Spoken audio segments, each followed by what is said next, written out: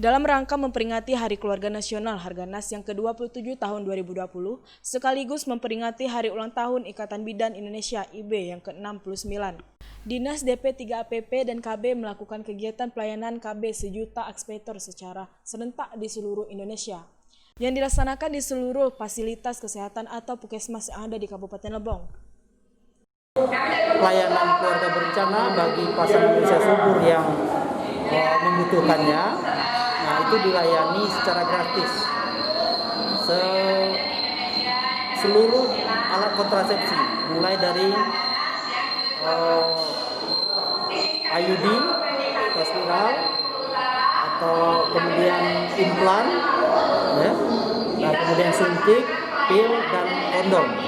Nah, kegiatan ini dilakukan sesuai dengan standar protokol COVID. Itu harus dilaksanakan di fasilitas kesehatan, yaitu di puskesmas. Kepala Dinas DP 3 PP dan KB bersama dengan Forum Duta Genre Kabupaten Lebong juga melakukan kegiatan wawancara virtual meeting di Puskesmas Muaraman dengan Gubernur Provinsi Bengkulu bersama dengan OPD KB yang ada di seluruh Provinsi Bengkulu. Gubernur menyapa seluruh OPD KB di kabupaten kota seluruh provinsi beserta forum generasi berencana Kabupaten Lebong. Nah, itu yang sedang disapa oleh Pak Gubernur dalam rangka kegiatan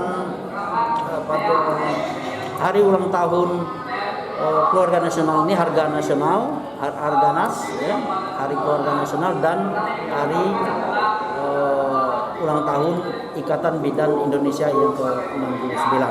Febriantika selaku penyuluh KB di Kecamatan Lebong Utara menjelaskan, sejauh ini yang sudah terdata sebanyak 12 implan, IUD ada 3, suntik dan alat kontrasepsi lebih dari 12. Untuk suntik, implan, dan IUD masyarakat diharapkan untuk datang langsung ke puskesmas. Sedangkan untuk alat kontrasepsi didistribusikan melalui BPKPD untuk menghindari kerumunan.